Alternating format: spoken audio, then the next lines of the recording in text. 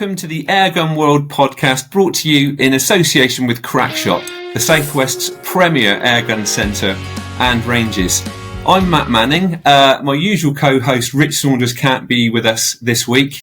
He's busy drinking ouzo and sunbathing in Greece, but somebody who could be bothered to turn up this week, we've got James Head from Crackshot, a very serious target shooter and a pretty accomplished hunter too. So, James, we usually kick off with a bit of a chat about what we've been doing shooting-wise over the past week or two.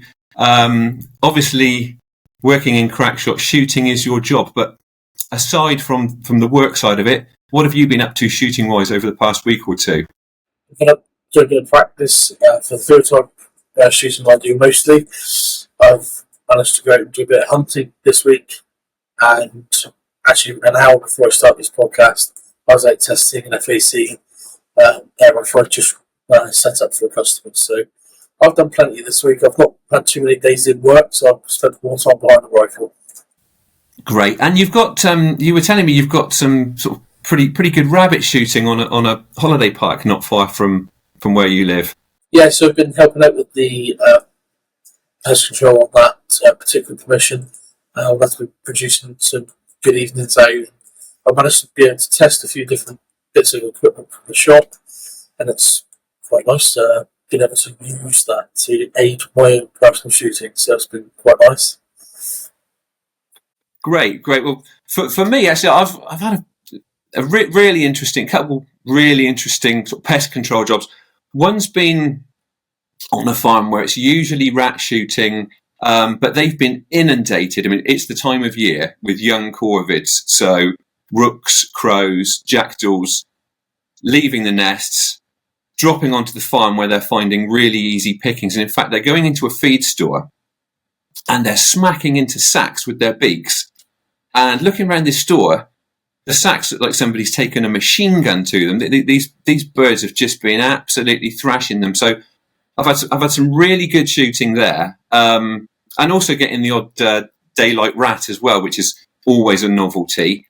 Obviously, you have to put a lot into your sport to attain the level that you have, but presumably kit plays a pretty significant part. Now, in terms of field target shooting, what is your current setup? The current setup is a Air Arms FTP 900.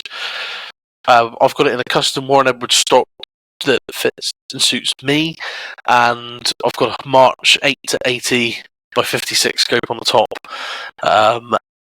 It's got a couple of different custom parts in there just to make it work for me, but obviously the main components are that March 8 to 80 and the FTP 900. So the scope that you've just described, to those of us that are sort of more run-of-the-mill type airgun shooters, probably using, 4 to 16 by 44 specification scopes, the numbers that you just reeled off sound huge, but can you explain the significance of that in a field target environment? Because the power and magnification of that scope has a role to play in terms of range calculation, doesn't it? It helped with the range finding.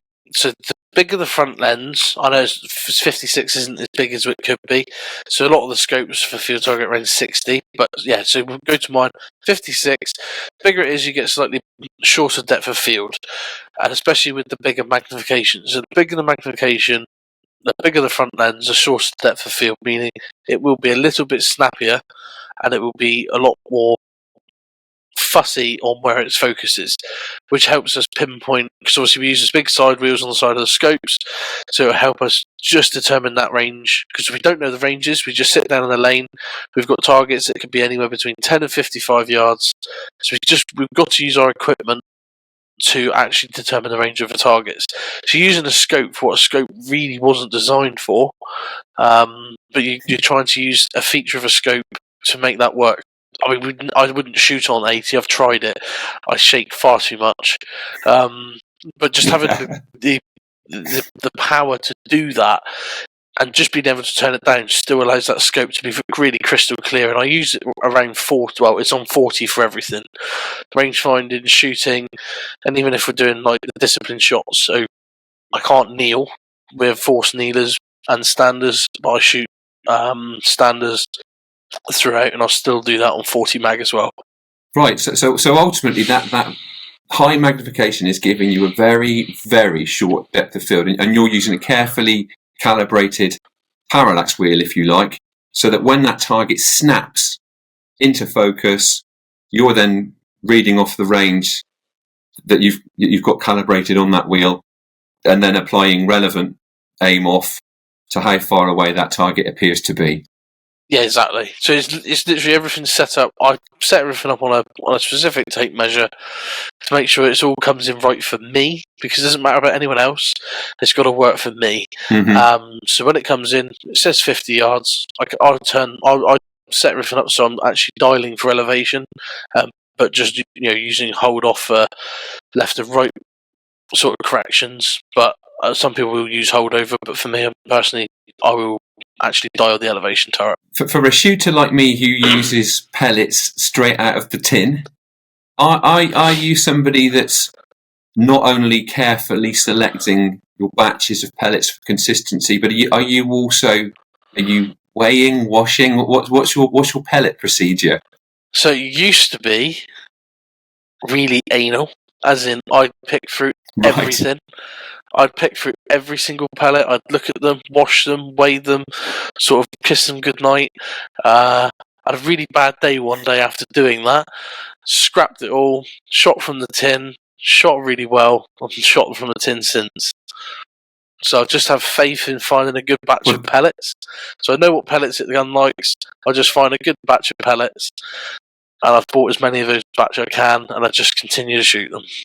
But that is very reassuring for the lazy ones among us that do, hope and expect that pellets straight from the tin are giving us that high level of performance. Now, again, going back to the setup that you've described, that's some pretty serious equipment. Do people need to spend serious money to be able to compete in terms of field target shooting? You could do it with a 32 mag. Actually, you could do it with a 12 mag scope if you wanted to.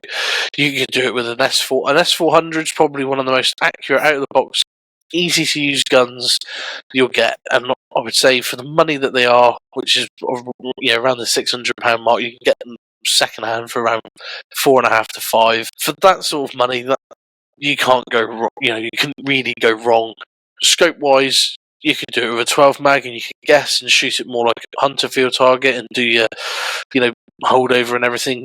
But if you wanted to be able to range find, something around a 32 magnification scope, even a Hawk's Air Max or Sidewinder is good enough to be able to give you a bit of range definition to be able to move forward with field target. And especially now with Falcon coming in with the T50, which is £400 for a 50 mag scope, which will range find and do everything you want it to do. It means that it is becoming a more easier discipline to get into, whereas sort of a hunter field target was always the one where you could do it with cheaper gear to begin with and generally be competitive. But you can be competitive for around £1,000 in field target, maybe a little bit less if you've got the skill, but some people take to it and can get it straight away, and some people take a lot longer to learn how to do it, but everyone's slightly different. Okay, now I assume you're using a different setup for your hunting and your rabbit control. What kit are you using for that? So for the hunting, that again depends on what I'm shooting. If I'm shooting around buildings a bit closer, I've generally been using a Brocolt Ghost. If I've been out on the rabbits, which I have at the moment, since they've done the first cut, I'm now waiting for the second cut to come in because the field's starting to get a bit long again. I'll be using a high-powered Daystate Red Wolf. Okay, so you're up to FAC power for the rabbits? Yeah, a lot of the fields are too open to stalk around, so I do find it easier to sort of static hunt, and I can shoot sort of up to 60 yards either side of me, rather than having to try and, and it is just a little bit more forgiving if there's a little bit of wind. I couldn't agree more with you. I mean, I frequently use FAC for live quarry shooting. Generally, to be honest with you, in my experience, I tend to keep it pretty much within what people would regard as airgun ranges, and I don't often shoot much more than 40 meters with it. But what I like is the fact that I've got a .22 caliber gun that is as flat as what I regard a 177 generally shooting like. So I've got that .22 wallop, and also it's just a little bit less affected by the wind. That there are a lot of advantages to it, and I think it's a lot of the purists like, you shouldn't be talking about FAC, you shouldn't be talking about high power air, you shouldn't be using it. But if you've got access to these brilliant tools, it's about picking the right and best tool for the job. And you've hit the nail on the head, really. You're using that super compact Brocock Ghost sub 12, perfectly suited gun around farmyards where you've got so many potential hazards, and you've got those stubby proportions, so you're not smacking it around. And then you're using what I would refer to as more of a long gun, higher power level, out on the open fields for rabbits. How are you noticing sort of rabbit numbers? Because I must admit, a few years ago, where I'm not a million miles from you, obviously you're Devon, I'm Somerset, but the past few years, rabbit numbers have declined quite noticeably because of the hemorrhagic virus. They are definitely bouncing back this year. I've got a lot of rabbits on some of my permissions this year, but how are you finding numbers on your ground? In actual fact, I would say we've had I've not shot the rabbits for a couple of years because, as you said, there wasn't too many about.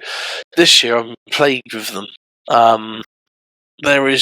It's just pickled. I've been out with the thermal spotter a few times, and it's like the field's crawling. I've not seen so many. I'm quite freaking. I go up and just check how the lay of the land, just to see what the numbers are like, and almost get the rabbits used to me being there but not doing anything, if that makes sense. So instead of just going up and shooting all the time, I'll spend quite a bit of time just going up and spotting, seeing where they're feeding, seeing what parts of the fields they're spending more time in at the moment. So when I go up there, they get used to me being, even if they don't know I'm there or they do wind me, they wind me. But if I do go up with a gun, it's quite easy. But anyway, I have on the my main permission seen quite a significant rise in rabbits, and one evening we went up and just counted a few, and between 3 fields we counted 83 rabbits. That is some pretty serious numbers, and that's a really interesting point that you make about visiting and not shooting, because I've noticed it on ground where you get a lot of dog walkers, especially if the dogs are under close control or on the lead and they're not being spooked by dogs. These rabbits quickly get accustomed to human disturbance and don't immediately think danger when a person turns up. And if you're the only person or one of very few people going out and about on your ground, and every time you're there, rabbits get killed, the remaining rabbits are going to associate you with danger. But if you're there occasionally and you don't appear to be posing a threat, it's like farm workers on a busy farm, and you notice that pests like wood pigeons and jackdaws that would be really, really spooky out on the open field suddenly behave a lot more trusting. And it's got to be because they're used to that human disturbance. It hadn't really occurred to me that you could do it yourself on ground where you've got rabbits and just make your presence, get yourself there occasionally. And so you're not always being associated with being a threat. That's really interesting, and also fascinating what you say about those big numbers, because where the rabbits are making a comeback on my patch, they are coming back in significant numbers. There's a wedding venue where I've been doing quite a lot of rabbit shooting recently because they've been causing a serious danger by digging up the sort of short cropped grass pathways, and they don't want drunk wedding guests falling over and falling into the flower beds.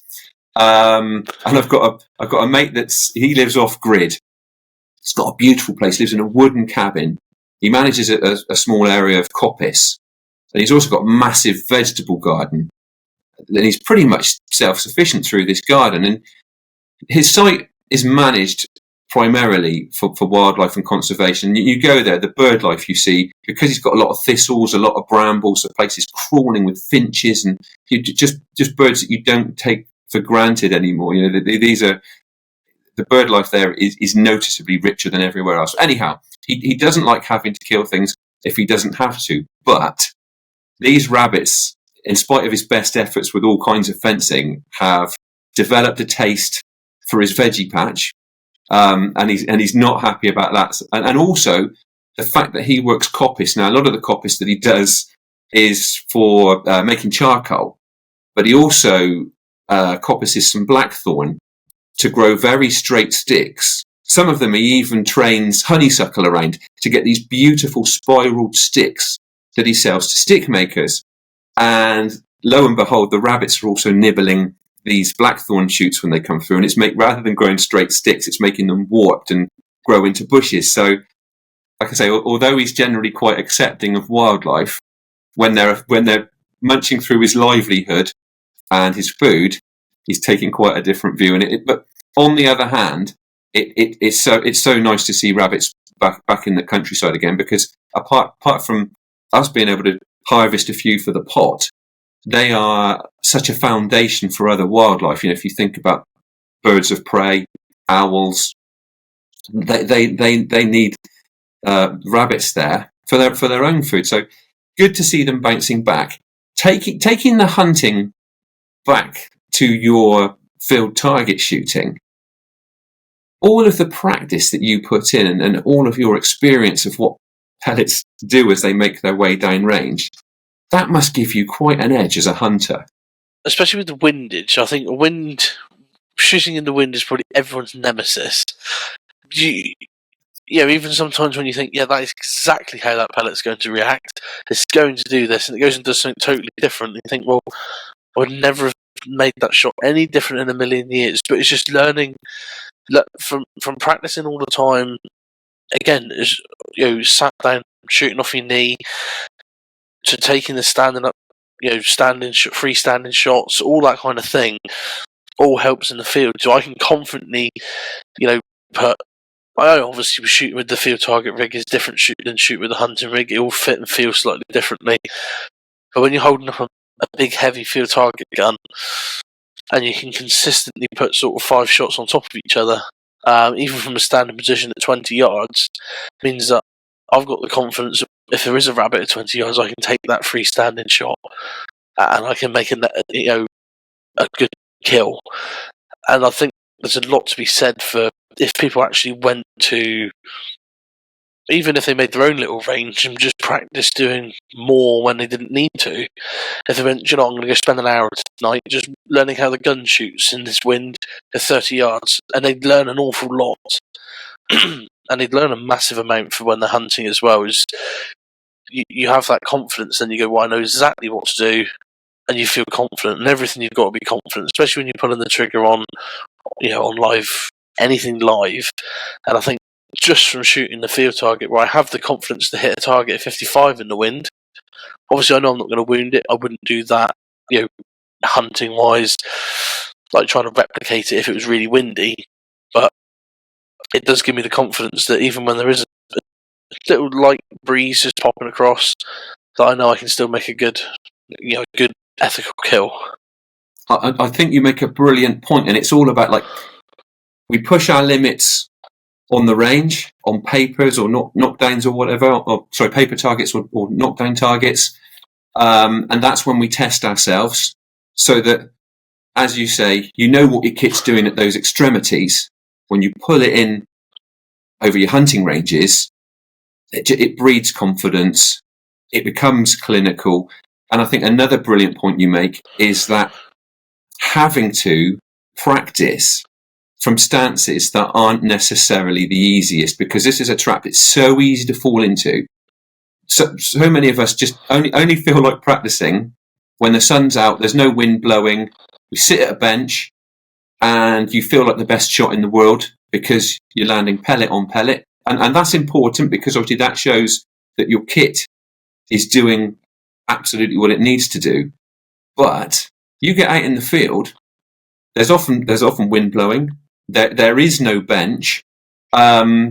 It's practicing those shots that don't feel good and don't make you look so good as the others. It's a really important thing. I think that's what makes a difference when you're in those tougher, unforgiving situations out in the field.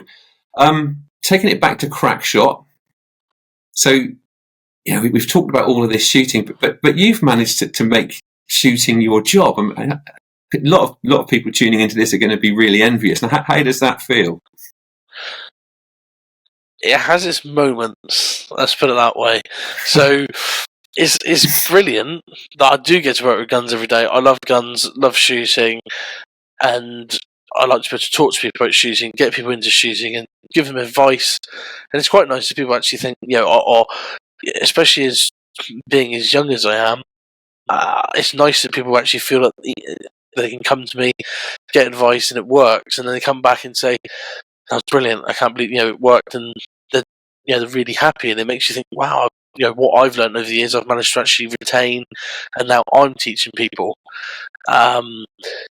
Where it has its downfalls is sometimes you think, "Oh, I'm sick of guns now.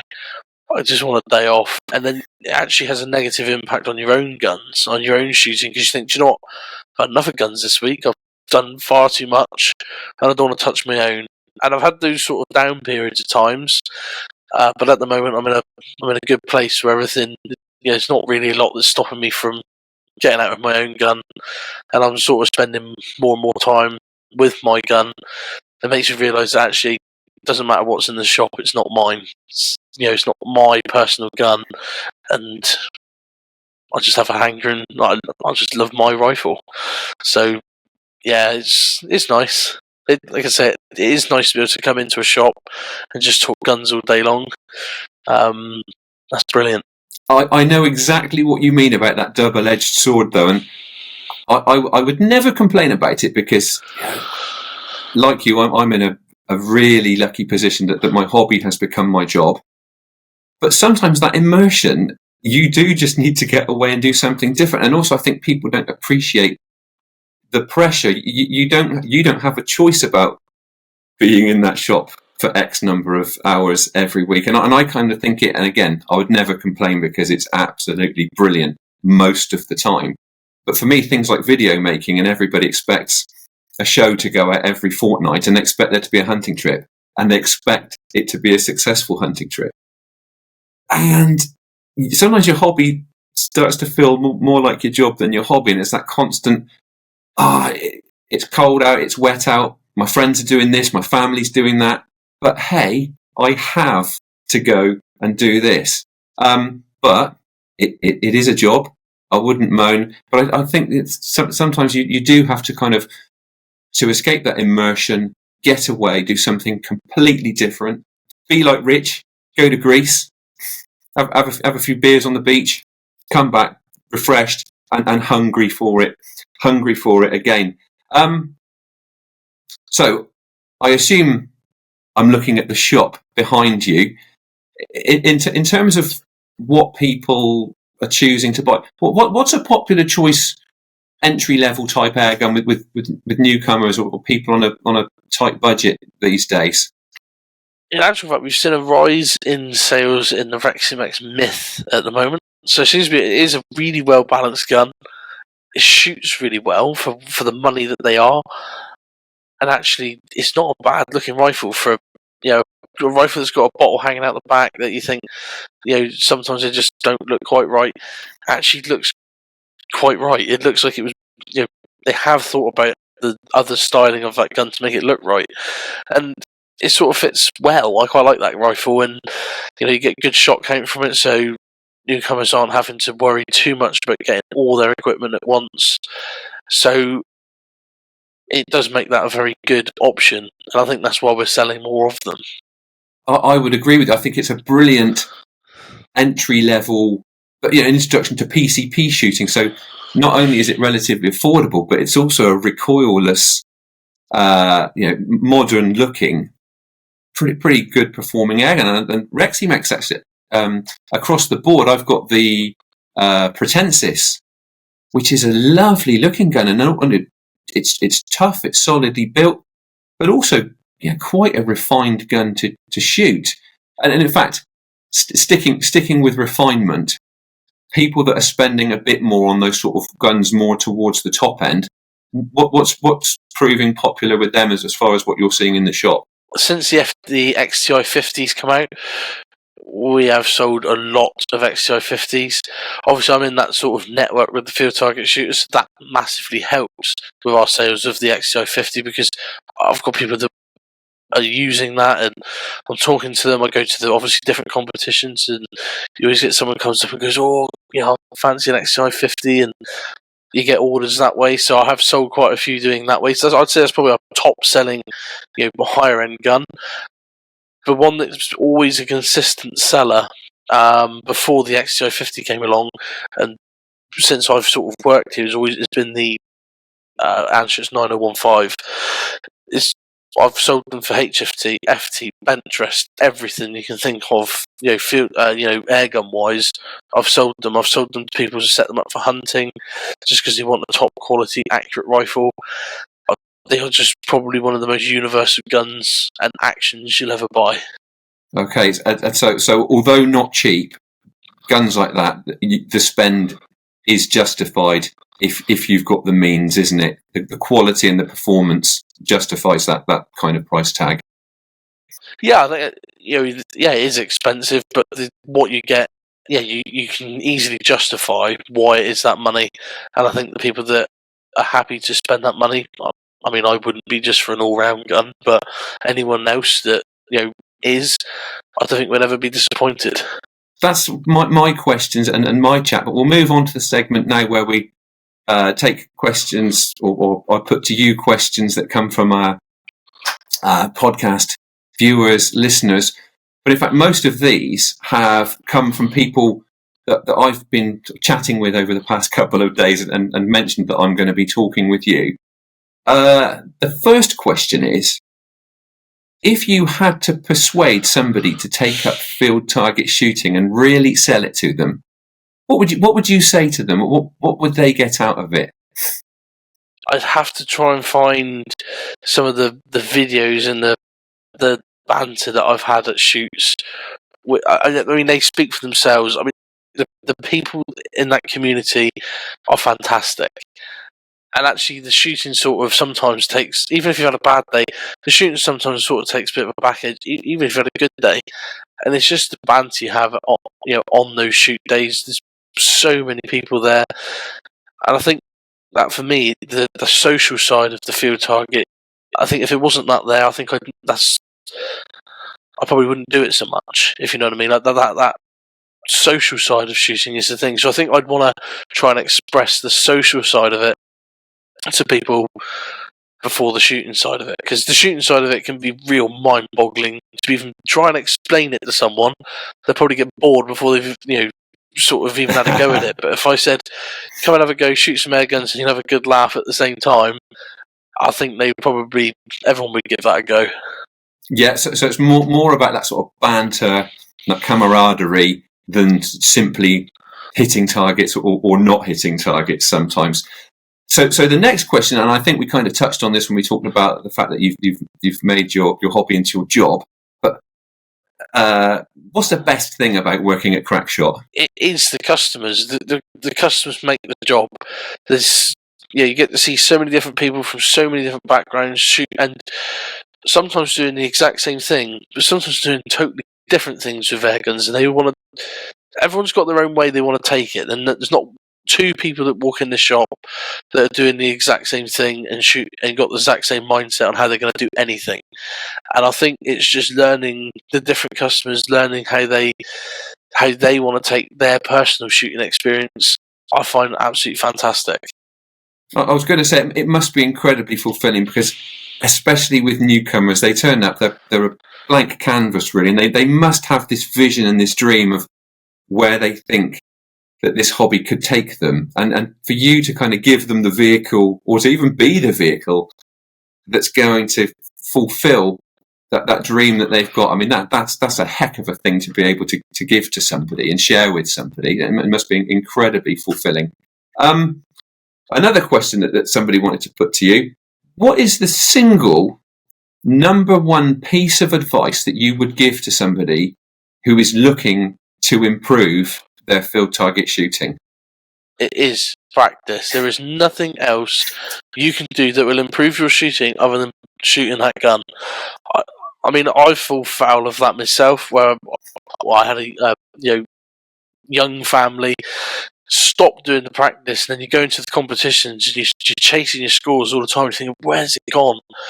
When you realise that you're not actually spending as much time behind the rifle as you should, you realise that is the problem. And like now, where I'm starting to spend more time back on the gun, and I'm practicing 2-3 times a week, and I'm just starting to just shoot targets.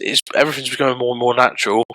And at the moment, I'm level at the top of the leaderboard in the southwest. So it is all about, and you've got to be hungry for it. But it is practice. You cannot. There's not a single thing called too much practice. It is just practice.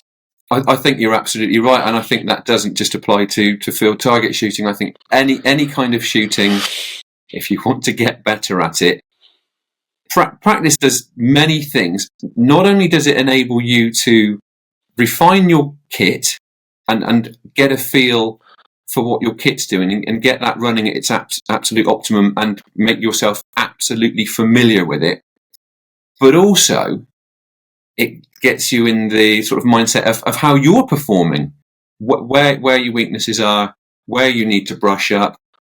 And I think it's just familiarity.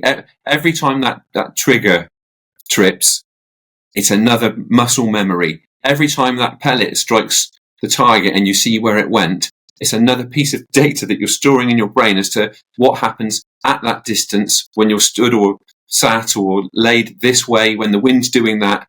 It's just those layers and layers of experience. And I don't know about you, but I find that one thing that counters that is changing kit. And I talk about this a lot. I was a much better shot when I had one or two air guns, one in particular, and knew it inside out. Used it. That was the only air gun I had any experience of using. It felt like an extension of my body. And chopping and changing kit, tempting though it is, and as we talked about earlier on, it's nice to use the right tool for the job, but I imagine you find the same. Familiarity is the way forward, isn't it? I mean, I've shot the same gun now for 5 years, and before that I shot that other gun for 5 years before I changed anything. I can only have one field target gun at a time, because otherwise I'll have it in my head, I had a bad day today, I'm going to use the other one, and I'll set the other one up, and then I'll have a little bit of a good run, another bad day, and I'll be swapping and changing kit all the time. And I see it quite regularly. There are people who can make it work for them, but I wouldn't ever say that they're right at the very top. There are one or two exceptions to that. I'd say one of them, my good friend Bertie, who it doesn't seem to matter what gun he takes out of his gun cabinet, he seems to be able to be in the top 3 of whatever competition he's entered, and that's like some sort of superhuman skill he's got. But for me personally, I have to learn that gun inside out, and actually I'd rather that. It's nice to be, when you turn up to a competition and you pull the same rifle out that you've been shooting all those years and you beat so many people with and won so many competitions with, that people go, oh dear. And you put the pressure on people when you turn up with the same gear and you know what you're doing with it. Whereas you turn up with new gear and people don't know what to expect. So, it's nice to... But changing gear it's nice, but if you want consistency, it's hard to do that and change gear. Yeah, absolutely. I must admit, I try and have one or two go-to guns that I don't tinker with, don't experiment with different ammo with them, don't change the optics, keep those as my two constants. So I've got a couple guns that always feel familiar, because again, shouldn't complain, because getting to review stuff, different guns week in, week out, what a privilege. But my goodness, losing that familiarity with your core kit, it doesn't have to make a difference to your shooting. So just sticking with that one gun theme, just to be really awful to you, Desert Island airgun, you're only allowed to take one airgun with you onto this desert island where you're stuck. You could have a compressor on the desert island.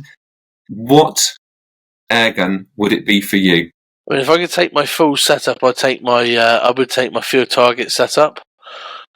Purely because if I was bored, I can play with it, and I can make, and I can entertain myself. But also, if I was hungry and there was, I don't know, say some sort of, there was rabbits on this island that you could hunt, I know that I could range find that rabbit and kill that rabbit every time. I've got a lot of confidence in that gun. It's the one gun that I would always have more confidence in than others, just because I use it more. I think that's a pretty fair response. Look, James, we're running out of time. I want to thank you for giving us your time. It's been absolutely fascinating, and we will have to have you back again. Before I go, I must remind people to pick up a copy of Airgun World magazine. Latest issue looks like this. Get it for your local newsagent, or better still, get yourself a subscription. Get it delivered to your door. Subscription includes shooting insurance. You can find it on the website, which is airgun-world.com, but I will also include the details in the show description, and there will also be an offer there for podcast listeners. So thanks again to you, James, and also thanks to Crackshot for sponsoring the podcast. They are based in Newton Abbot and Devon. If you can't get there, the website is crackshot.uk. I will be back with Rich, hopefully, in 4 weeks' time. And in the meantime, in a fortnight, Dave and Terry will be back with more.